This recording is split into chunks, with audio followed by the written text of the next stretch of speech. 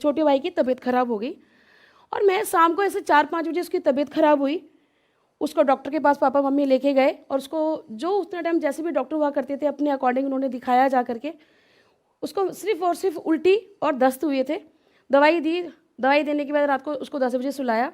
तो हम सब सोच रहे हैं कि अब उसको आराम हो गया है और वो सो गया है। मम्मी बोली शोर मत करो, हमने बोला ठीक है। सब लोग सो गए और मेरी मम्मी की आँख सुबह 4 बजे आँखें खुलती हैं। तो मेरे भाई को उन्होंने ऐसे से घुमाया तो उसके अंदर कुछ नहीं था।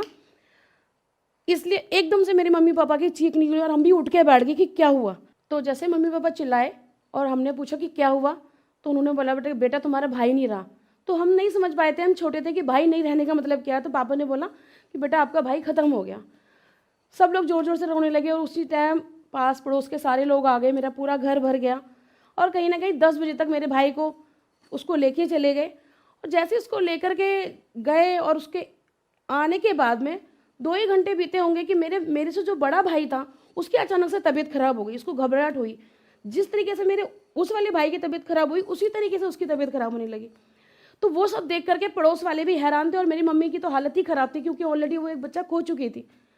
पापा बोलने लगे ऐसा कैसा हो सकता है। फिर किसी ने बोला कि ठीक है कोई बात नहीं, हो जाता कि अब तो उसको देख करके आप उसका भाई गया है इसलिए नर्वस या हॉपलेस फील कर रहा है। पापा फटाफट उसको लेके गए और पड़ोस के 2 लोग भी गए। पापा को ज़्यादा दिमाग काम नहीं कर रहा था उतने। तो किसी ने डॉक्टर ने बोला ठीक है मैं दवाई दे रहा हूँ और दवाई लेकर के आ गए। किसी तरीके से हमने रात बिताई और सुबह हुई करीब करीब 7 साढ़े 7 बजे हुए थे, लेकिन उसकी हालत और ज़्यादा बिगड़ती जा रही थी। तो किसी ने बोला कि ऐसा करो दवाई से असर नहीं हो रहा तो कुछ ऊपर का दिखा लो। हम ये भी नहीं जानते थे कि ये ऊपर या दवाई का सिस्टम क्या होता है। तो हमारे पास में एक मंदिर था, वहाँ से एक पंडित जी को बुलाया गया। उन्होंने देखा और देखने के बाद में उन्होंने बोला कि इसको दवाई की ज़रूरत नहीं है, इसको तो कुछ ऊपर का चक्कर है, ऐसा करके उन्होंने बोला। तो फिर हमारे पापा बोले क्या करें। तो किसी ने बोला कि ठीक है मैं अभी इसको कुछ ऐसा झाड़ा लगा देता हूँ कि थोड़ी देर के लिए ठीक हो जाएगा और उसके बाद में ये आप इसको दिखा लो। उन्होंने बोला ठीक है।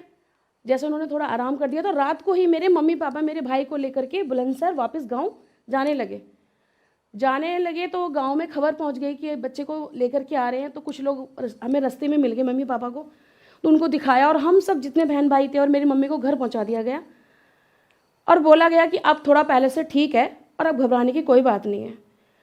उसके बाद में जैसे ही 8 बजे मेरे भाई को लेकर के आ रहे थे घर पे और उसको जैसे घर पे लाके चारपाई पे लिटाया तो उसने हाथों में ही दम तोड़ दिया कहीं ना कहीं। वो देख करके मेरे पापा तो बेहोश होके गिर गए और मम्मी का कुछ पता ही नहीं था कि उनका होगा क्या। इतनी देर में पूरे घर परिवार गांव वाले आकर के पूरा घर भर गया और सब लोग सिर्फ यही कह रहे थे कि लड़की के साथ अच्छा नहीं हुआ, लड़की के साथ अच्छा नहीं हुआ। जैसे ही मेरा वो भाई गुजरा जो छोटा, मेरे सबसे छोटा था 2-2.5 साल का, उसकी तबीयत बिगड़ने लगी। तो उसको देख करके मेरी मम्मी जो उसकी लाश पड़ी हुई थी उसको भूल गई कि मुझे इसको क्या करना है। लेकिन मेरे मम्मी पापा के मन में ये आया कि जो है अभी उसको बचाते हैं। किसी ने बताया कि वहाँ चले जाओ।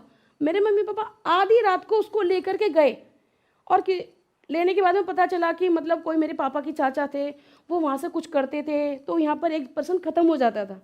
तो तीनों भाई के लिए तो बिल्कुल फिनिश कर दिया था कि 2 बेटियाँ हैं उनको लेकर कहीं पर भी रहेगा। जब उसको वहाँ दिखा के लाए तो उसने बोला कि जहाँ पर मिट्टी है प्लीज़ इसको वहाँ मत लेके जाइएगा वरना ये भी ख़त्म हो जाएगा। तो मेरी मम्मी गांव से बाहर किसी के घर उसको छोड़ के आई। सुबह 4 बजे गई रात को और शाम को 4 बजे आई, जब तक उस भाई की पूरी मिट्टी नीली पड़ चुकी थी। मम्मी के आने के बाद उसको मिट्टी लगाई गई और 1 हफ्ते मम्मी किसी और के घर रही मेरे भाई को लेकर के।